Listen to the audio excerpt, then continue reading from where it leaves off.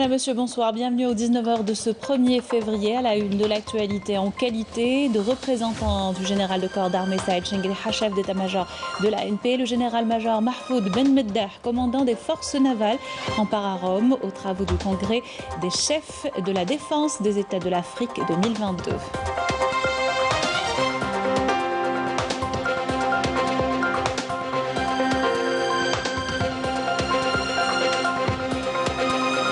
Cinq morts et 13 blessés dans un accident de la route survenu à Ouergla ce matin. Le facteur humain souvent en cause.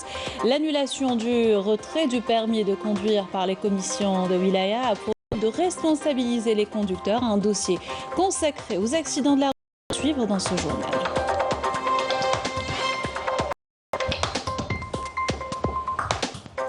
Covid-19, la situation toujours inquiétante. Les spécialistes appellent à la vaccination. Plus de 80% des cas hospitalisés ne le sont pas. Illustration à l'hôpital de Mnemsous à Alger.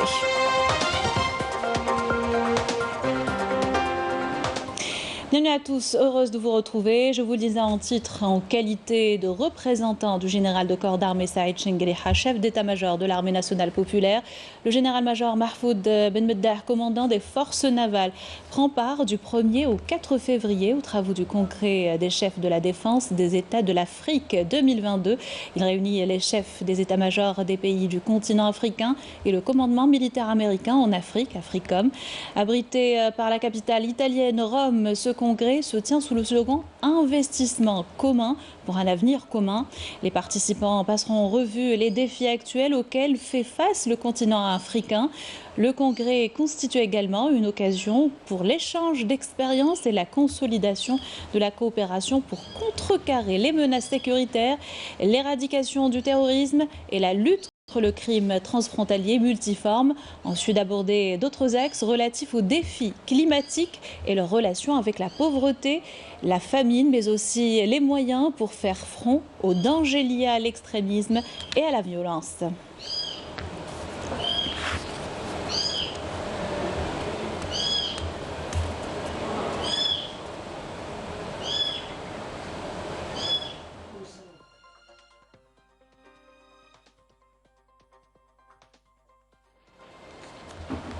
Et ce drame survenu à Sétif, 7 personnes ont trouvé la mort dans la localité de Ain Oulmen des suites d'un incendie qui s'est déclaré dans une maison. Les unités de la protection civile sont intervenues sur les lieux du sinistre. Pour rappel, s'est déclaré suite à une explosion d'une conduite de gaz de ville. Le feu s'est propagé dans les maisons avoisinantes dans la cité des 583 logements. Le bilan actuel fait état de 7 morts, 3 hommes, 2 femmes et 2 enfants. Une enquête a été ouverte pour déterminer les circonstances de ce drame. Autre drame survenu cette fois à Ouergla, 5 personnes ont perdu la vie et 13 autres ont été blessées suite à un accident de la route ce matin. Selon la protection civile, plusieurs véhicules étaient impliqués dans l'accident. Une enquête a été ouverte par la gendarmerie nationale. Les détails avec Amalie Siridir. Un autre accident de la route des plus dramatiques est survenu très tôt ce matin sur la route nationale 49 menant vers Ouergla. Lorsqu'une collision a eu lieu entre un bus de voyageurs assurant la ligne Oran-Hassim Saoud, un camion de transport de marchandises et un véhicule touristique. L'accident a fait 5 morts et 13 blessés. Aussitôt, une enquête a été diligentée par les services de sécurité. Aujourd'hui, à 6h35 du matin, nous avons enregistré un grave accident de la circulation à 65 km du chef-lieu de la wilaya de Ouergla. Il s'agit d'une collision entre un bus, un camion semi-remorque et un véhicule touristique. Nous avons enregistré 5 morts et 13 blessés. La brigade régionale mobile a ouvert une enquête pour identifier les causes de cet accident. Les services de la protection civile et le personnel médical de l'hôpital Mohamed Boudief n'ont ménagé aucun effort pour prendre en charge les blessés évacués vers cette structure. Le chauffeur de bus voulait doubler le camion. Le conducteur du camion a braqué à droite pour l'éviter, mais malheureusement, il avait déjà percuté violemment l'arrière du camion qui roulait à grande vitesse. On dormait profondément et soudain, on a entendu des cris. C'était vraiment choquant. On roulait dans le noir. Je ne me souviens de rien jusqu'à ce que je me retrouve ici à l'hôpital. Les cas sont relativement graves. Certains ont besoin de subir des interventions chirurgicales selon l'urgence. Pour les autres, ils vont rester sous surveillance médicale. La violence routière sème toujours la terreur et endeuille de plus en plus de familles, en dépit des nombreuses campagnes de sensibilisation et des diverses mesures répressives. Cet accident coïncide avec l'entrée en vigueur de la décision du ministère de l'Intérieur. Plus de retrait de permis de conduire par les commissions de wilaya, une décision pour alléger les procédures administratives. Une mesure qui ne signifie pas pour autant un relâchement dans le respect du code de la route, mais qui vise surtout à responsabiliser le conducteur. La gendarmerie nationale tente de l'expliquer en se rapprochant des citoyens. Une campagne pour accompagner les nouvelles mesures a été lancée. L'exemple nous vient ce soir de Béchar avec Walid Yousfi. Ce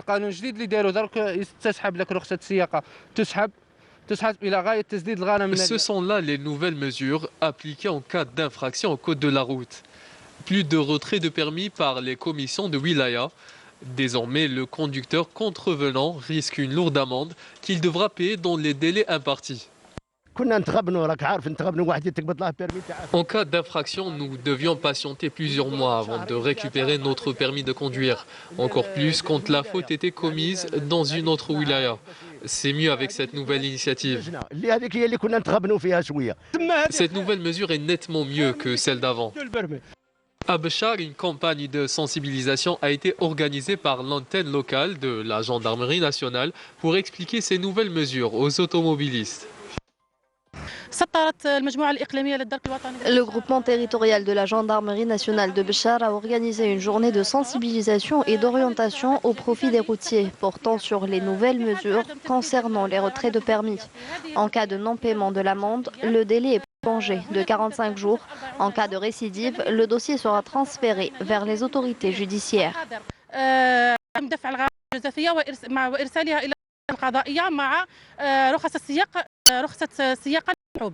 Cette nouvelle application entre en vigueur à partir d'aujourd'hui, une mesure qui permettra d'alléger les procédures administratives pour les routiers en attendant l'entrée en vigueur du nouveau système de permis à points.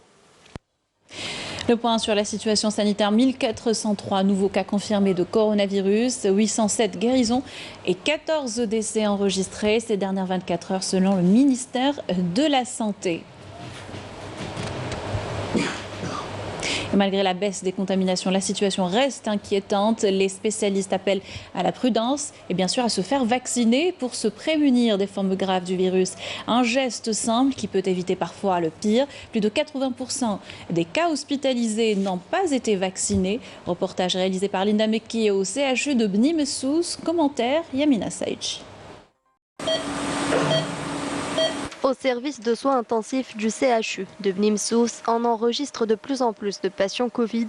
Tous décrivent des symptômes différents et parfois graves. Seul point commun, aucun de ces patients n'a été vacciné contre le Covid.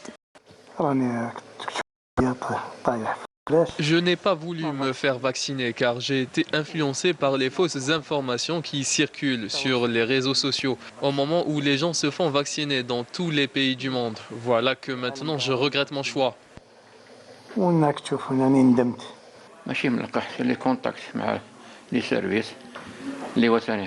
Je ne suis pas vacciné et je suis constamment en contact avec les autres services. À chaque fois que je décidais de faire le vaccin, je découvrais que j'étais contaminé au Covid.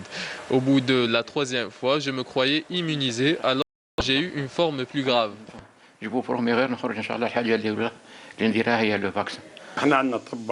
Nous avons des médecins hautement qualifiés. Il faut leur faire confiance et suivre leurs recommandations. Il y a beaucoup de fausses informations sur les réseaux sociaux, selon lesquelles la vaccination peut causer une mort subite ou une infertilité chez la femme. Mais ce ne sont que des rumeurs. Ici, nous n'avons reçu aucun malade qui présentait des complications à cause du vaccin et mes collègues peuvent le confirmer. Toutes les personnes admises en réanimation n'ont pas été vaccinées.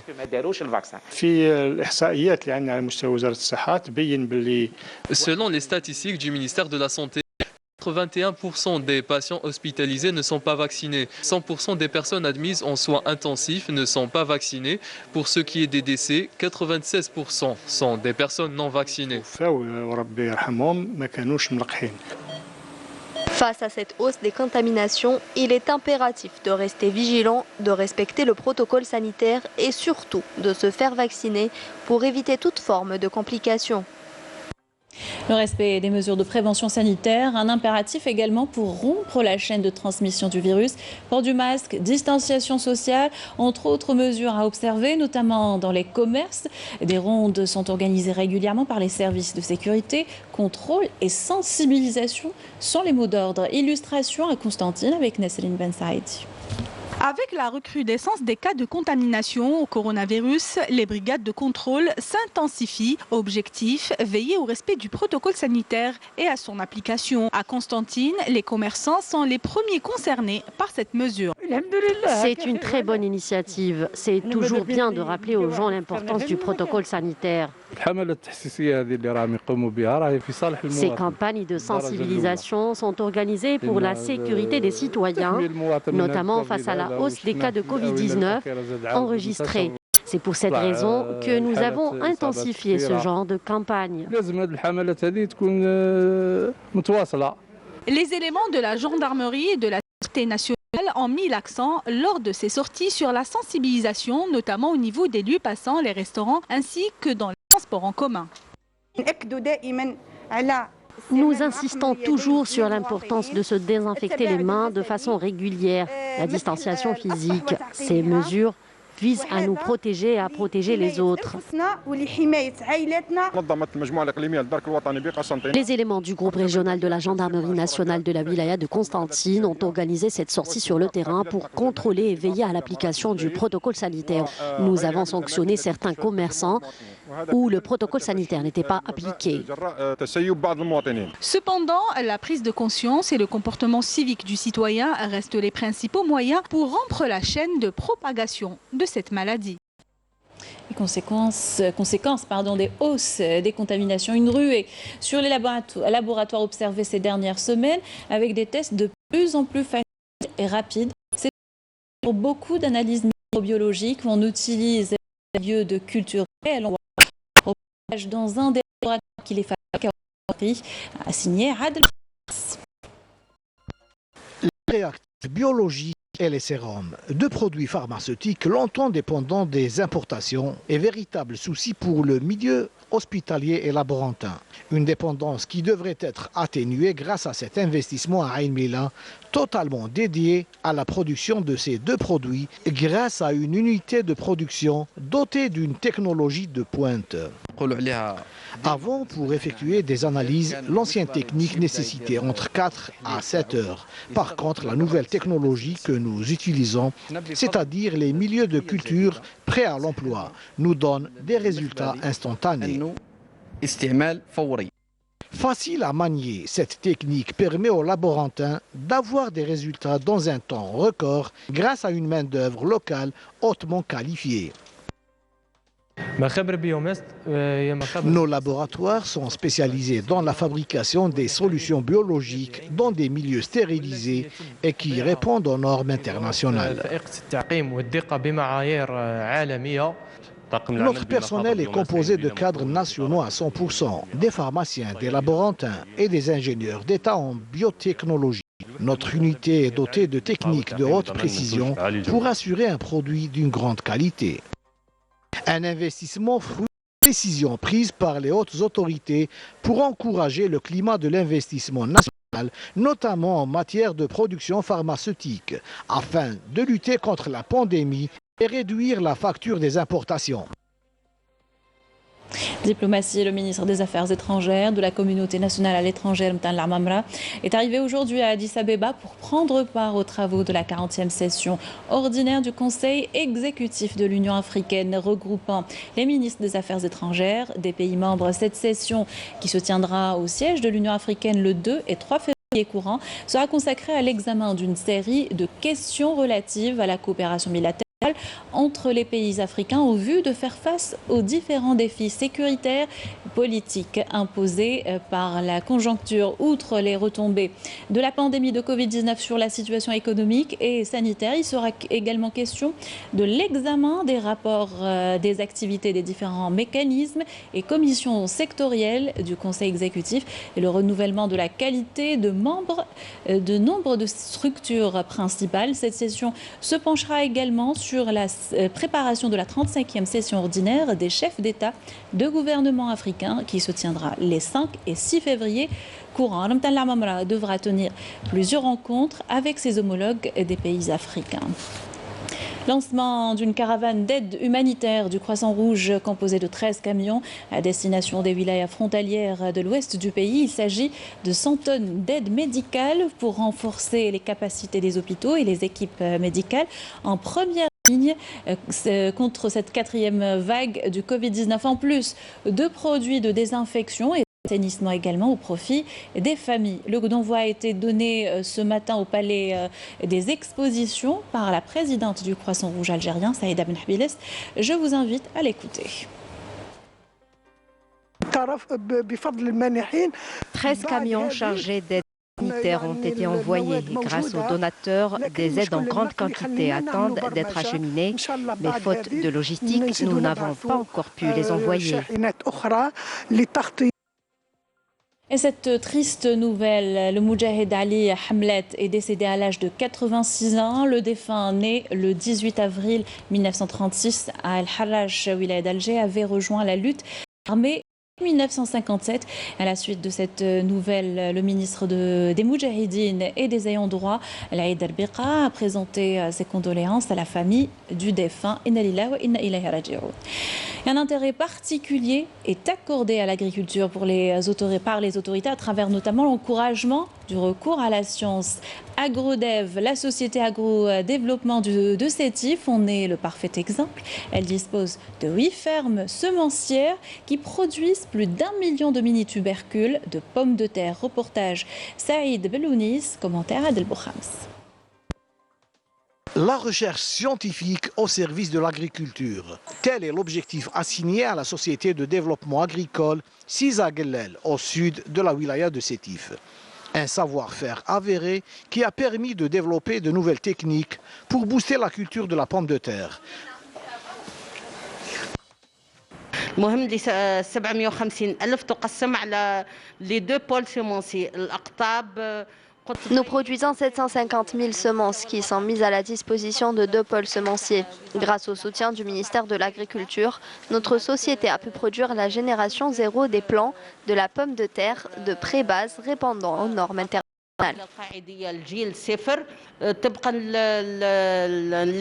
internationales. Avec une production annuelle d'1,5 million de tubercules. La société est également en phase d'intensification de 240 000 plantes et de la récolte de 750 000 tubercules de la première et de la deuxième génération, avant de les mettre à la disposition des différentes sociétés de production. Le développement des ressources hydriques nous permettra d'introduire la G2. Nous comptons d'ici 2024 réduire la facture d'importation des semences de 60 à 70%. La société a eu l'autorisation pour le forage depuis. Le dossier de réalisation d'un projet intégré de plus de 25 millions de dinars a reçu également l'accord des autorités locales. Une expérience à méditer pour réduire la facture des importations, mais surtout pour assurer la sécurité alimentaire du pays. Agriculture toujours, et la céréaliculture a occupé une part importante du Conseil des ministres dimanche passé. La filière a régressé ces derniers temps, exception faite dans le sud du pays. À Adrar, par exemple, on a introduit récemment le maïs, une culture accompagnée de facilitation et qui connaît de grands succès. Amélie Siridir. Avec une terre fertile et des eaux souterraines, cette exploitation agricole est en passe de devenir un pôle agricole spécialisé dans la maïciculture.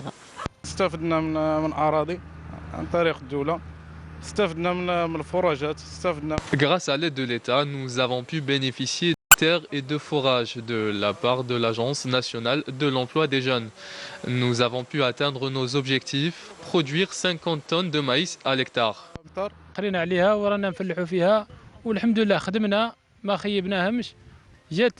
Nous avons travaillé dur pour obtenir une bonne récolte de maïs, mais le froid glacial a détruit une grande partie de la récolte. Aujourd'hui, nous faisons appel au pouvoir public pour la création d'une caisse de remboursement pour les agriculteurs comme nous. Nous sommes chargés de l'ensilage de maïs. Nous produisons entre 320 et 350 bottes par jour. Quand tous les travailleurs sont là et qu'il n'y a pas de panne, nous pouvons arriver jusqu'à 500 bottes. En plus du maïs, les agriculteurs se sont lancés dans la production de blé, un autre atout qui donne à la wilaya d'Adrar la place de pôle agricole dans le domaine de la céréaliculture.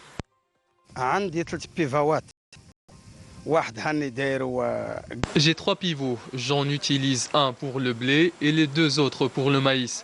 C'est des terres très fertiles et la récolte est de très bonne qualité. C'est devenu un pôle agricole en céréaliculture. L'utilisation des nouvelles techniques agricoles et les efforts consentis par les agriculteurs contribueront à améliorer la production, ce qui permettra d'atteindre l'autosuffisance et de réduire ainsi la facture des importations. À l'étranger, les opérations militaires se poursuivent le long du mur de la honte. Au Sahara occidental, les unités de l'armée de libération sahraoui ont mené de nouvelles attaques contre les retranchements des soldats de l'occupation marocaine dans les secteurs d'El Mahbes, Aousserd et El Bekari.